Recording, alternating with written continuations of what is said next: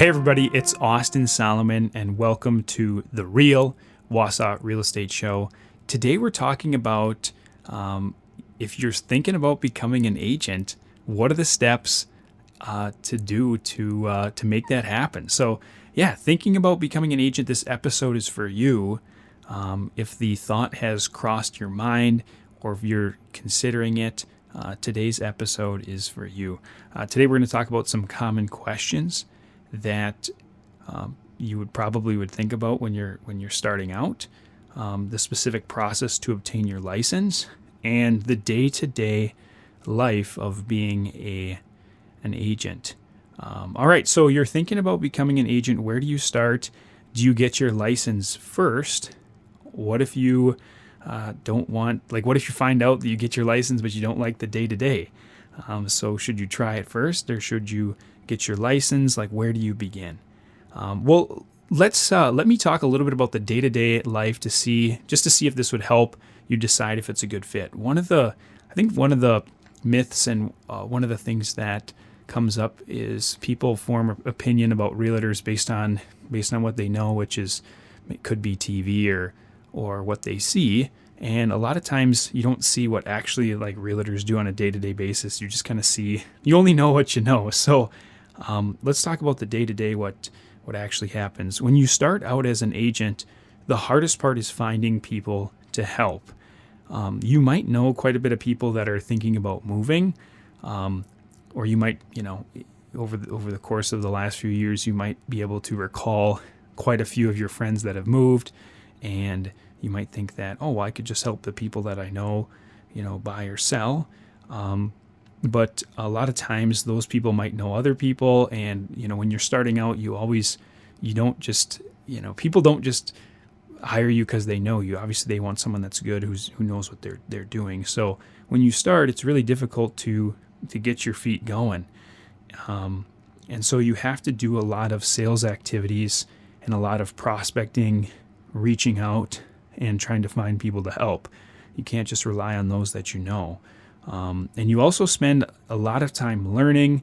You got to understand the contracts, home values, how the process works. So there's a lot of things that you spend a lot of time learning early on, just trying to figure everything out.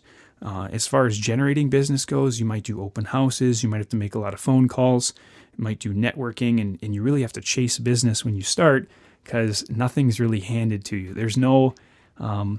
if you start out on your own, there's no one that just, hands you these on a platter like, hey, here's 5 people to help sell a house, or here's 5 people to help buy a house. You really have to generate your own inquiries and people to help.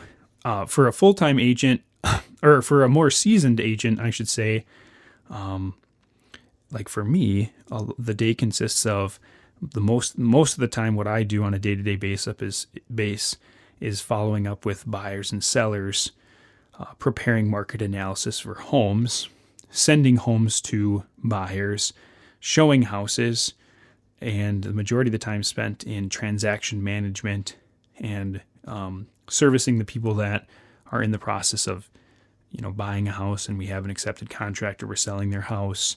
A lot of time is spent working with those people. So as you get more seasoned, you spend less time finding people to help and more time actually helping people. So when you start, summary is when you start, you have to reach out, you have to get out there, you have to spend a lot of time trying to generate business because it doesn't come very easy. So is it a good fit for you? That's what you have to decide. You have to understand it's not like on the TV shows. For some people, I recommend, hey, just jump in, give it a shot. Maybe starting as a part-time agent is the place to start. The other thing you could do is talk to an agent to see, sit down with an agent, sit down with me, and see if it's a good fit or something that makes sense for you. If you're like, hey, I want to pursue this, the first step is obtaining the license. So if you go to, at least this pertains to Wisconsin, if you go to wra.org, hit the education tab, and then go to licensing and licensing requirements, to which you'll see the requirements to obtain your license, which are a 72-hour course. You have to pass a state exam, and then you'll also submit an application to the DSPS. So that there you go. You can see what your requirements are. Then go ahead and hit the education button, and you'll see online courses and exams. And you can scroll over to sales pre-license. Then if you click that, you'll see that there's two options for obtaining your license. They're both online. One is $325. That's fully online, and the book is digital.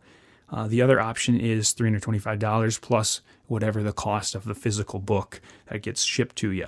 So it's a 72-hour course. I did just the fully online one. No books, but either is just fine. 72 hours of video. If you do read the text and spend time in the reviewing the notes and studying, it's going to take a little bit longer than that. I would say it's about the equivalent of a 6-hour college credit course, or six credit college course, not 6 hour. It's about the equivalent of a 6 credit college course. It's broken down into sections. It's very easy to follow. Once completed, then you'll go ahead and take a state test to make sure that you understand the material and you can do the job. And you're required to get 80% correct. I believe that's what it was, 80%. It's multiple choice. It takes a few hours to take the test. It's not super it's not like, it's if you understand the material, you're comprehending it. It's not that tricky. As long as you understand and you're grasping what's going on. Okay, step number 2. Oh, one other thing too about obtaining that license and doing that education.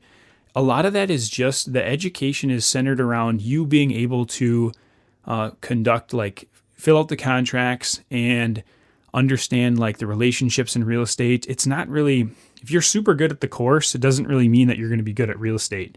The course is just to make sure that you can do the basic things to conduct your job and follow the rules.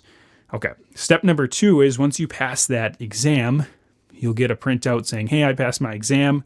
At that point, you can find a broker.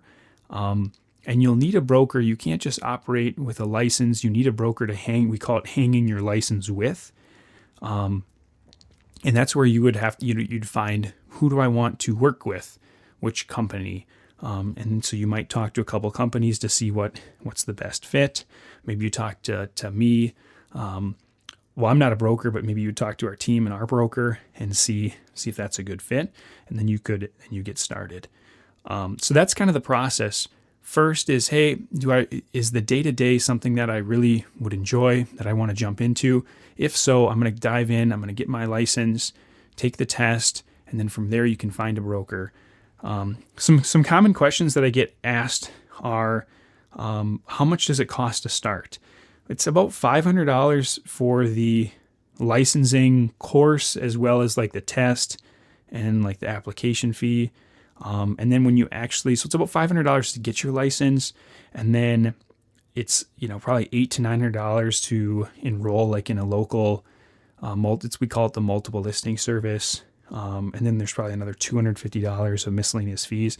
So it's really $1,500 to probably $2,000 to get started as an agent. There's obviously other things that go into it too, in starting your business, but just to get the basic stuff to get started would probably be $1,500 to $2,000. Another question I get asked a lot is, well, how much does the average realtor make?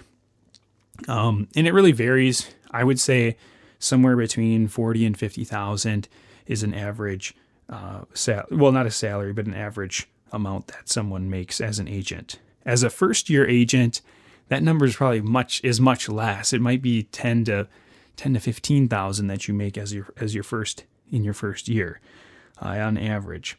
And again, how much? A lot of people ask, well, how much do you make when you sell a house, or when you help a buyer buy a home? And again, it really varies depending on the price point and stuff. Generally, between $2,000 and $4,000 would be just an average. So those are some common questions. So hopefully that helps. I get asked this a lot. Hey, Austin, I'm thinking about becoming an agent. Where do I start? And hopefully this podcast just breaks a little bit down about, hey, here's some things that you can think about. Here's actually what the day-to-day looks like, and the process of obtaining your license, very specific on WRA and central Wisconsin area. So hopefully that helps. Thanks again for tuning into this week. this week's episode. If you guys do have questions about becoming an agent, feel free to reach out. If there's any questions you guys have or things that you want addressed on the show, I'd love to hear feedback. If there's any questions that you think would be valuable topics, let me know. Would love to hear it. Thanks again.